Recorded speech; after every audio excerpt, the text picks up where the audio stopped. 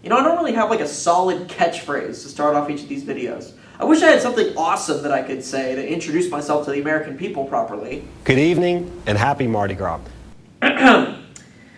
Anyway, this is why Bobby Jindal will never be president.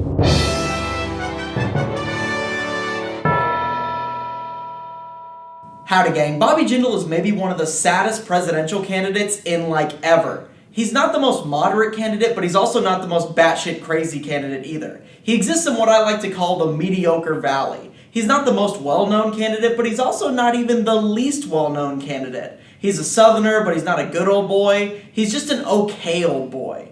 Earlier this year, I lost a bet and my friends got to write whatever they wanted on the windows of my car. And when it came time for them to choose a fake presidential candidate for me to support, they wanted someone who was both relatively well-known, but also a complete loser. Who do you think they chose? So why is Bobby Jindal even running for president in the first place? What does he bring to the table? I mean, like, the only thing unique about him within the Republican field is that he's Indian. Here to comment on how this bodes for his presidential chances, an Indian person. Hey guys, I'm an Indian person and I represent the aggregate views and opinions of over 1 billion people. That's the spirit. So, how has the fact that there's an Indian candidate running for president affected you? Wait, there's an Indian candidate running for president? Yeah, Bobby Jindal. Bobby Jindal's Indian? Yes. I thought he was just an Italian guy who got tan over vacation. No, I mean his last name is Jindal. And his first name is Bobby. People say I'm assimilated and my name is Jason. Naming your kid Bobby Jindal is like naming him Cletus Sagadopin or Billy Bob Balakrishna. Except that Bobby Jindal's real name isn't even Bobby, it's Piyush. How do you get Bobby from Piyush? That's like saying, hey man, my name is Chandrakarta, but you can call me Tucker for short. You know, in conclusion, no Indian person will be voting for Bobby Jindal. Back to you, generic white guy. Thank you, an Indian person. So, we've covered how Bobby Jindal has been useless as a politician. Now let's shift gears, look at the other side of things, and see how he's been useless as a presidential candidate. After his milquetoast response to Obama's 2009 State of the Union address, Bobby Jindal needed a great way to reintroduce himself to the American people with a killer announcement video. Now let's see it. Let's get people excited about Bobby Jindal! So, Mom and Daddy have been thinking and talking a lot about this. We have decided we are going to be running for president.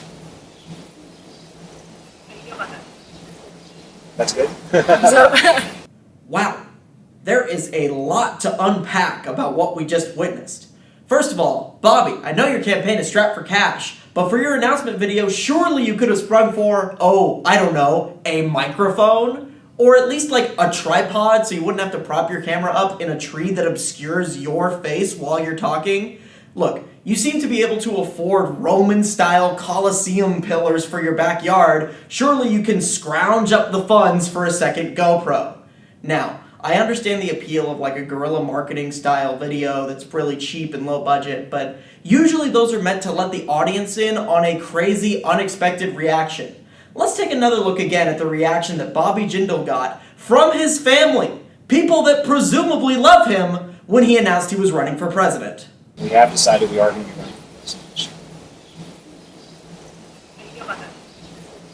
That has got to be the least enthusiastic reaction anyone has ever had to such a massive announcement.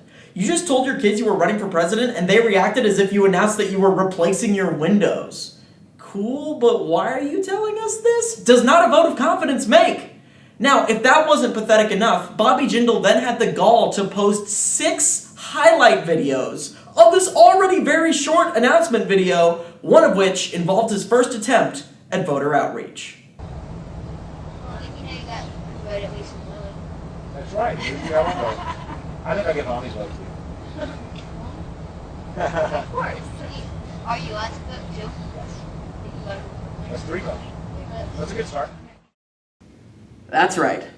Bobby Jindal entered the presidential race with 3 votes secured, including voting for himself. Now, I would just let this slide as like a cute little joke conversation, but Fox News recently had Bobby Jindal polling at 0%. Where'd those 3 votes go, Bobby? Did you forget that you were running for president? Were you that convinced that Carly Fiorina did well at the second debate? Or perhaps you and your family just have Lindsey Graham fever. By the way, the symptoms of Lindsey Graham fever: feeling like no one cares what you have to say, ambiguous sexuality, and a body temperature of 0.3. There's so much that I've already said about how terrible this campaign has been, and I haven't even addressed Bobby's lackluster kitty debate performances, his abysmal campaign slogan, and the fact that right now, in his home state of Louisiana, he's polling in 8th place in the Republican primary and is losing the general election to Yankee carpetbagger Hillary Clinton. Nobody cares about your campaign, Governor Jindal.